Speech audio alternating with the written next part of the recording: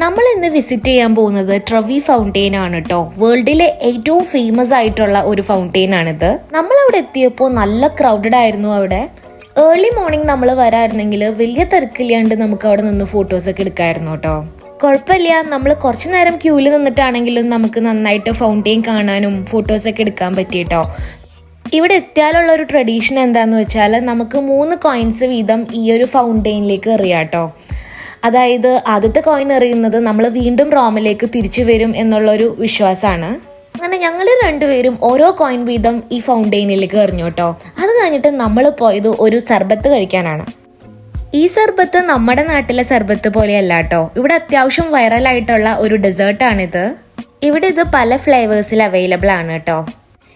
ഇവരിത് നല്ല ആസ്തറ്റിക് ആയിട്ട് ലെമണിൻ്റെ ഉള്ളിലാണ് കേട്ടോ സെർവ് ചെയ്യുന്നത്.